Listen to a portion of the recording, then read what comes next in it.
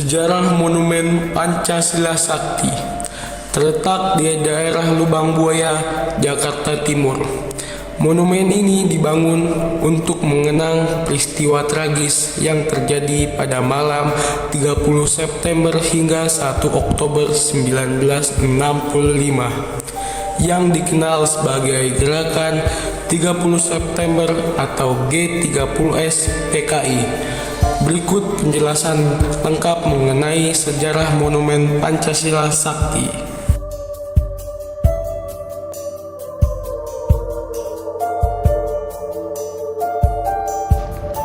Gerakan 30 September atau G30 SPKI.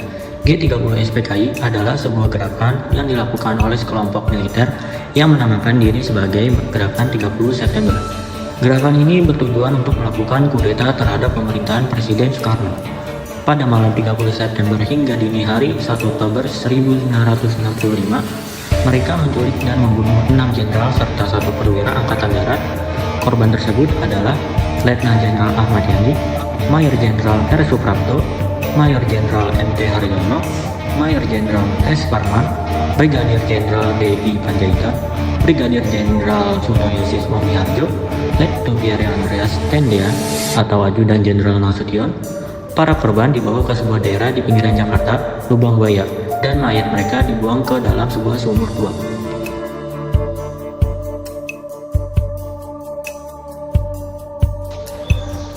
Penemuan mayat dan reaksi pabrik.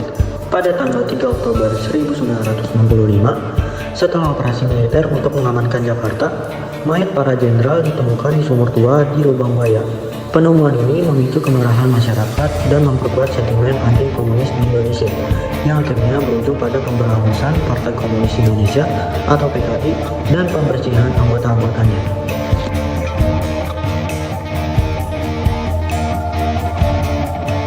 Pembangunan monumen.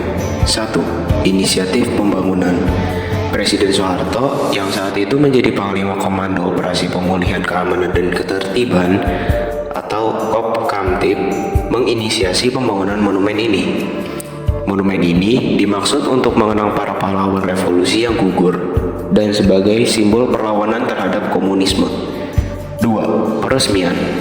Monumen Pancasila Sakti diresmikan pada tanggal 1 Oktober 1969 bertepatan dengan peringatan Hari Kesaktian Pancasila.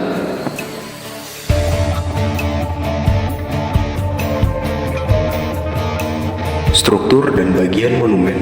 1. Patung Pahlawan Revolusi.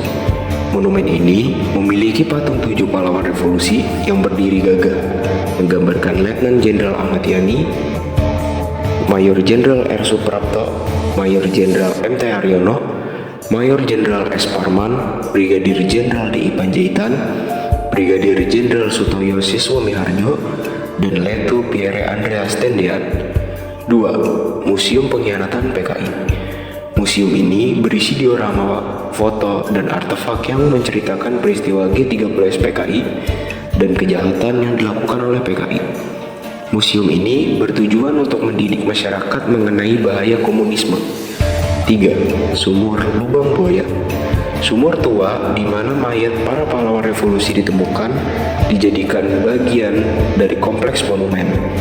Sumur ini menjadi simbol pengingat kekejaman peristiwa tersebut.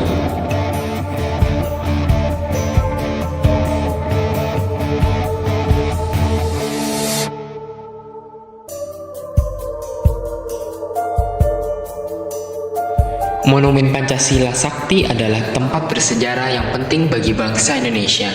Monumen ini tidak hanya berfungsi sebagai pengingat peristiwa tragis G30S PKI, tetapi juga sebagai simbol keteguhan dalam mempertahankan ideologi Pancasila. Melalui monumen ini, generasi muda diajak untuk belajar dan memahami pentingnya menjaga persatuan dan kesatuan bangsa, serta waspada terhadap ideologi yang bertentangan dengan Pancasila.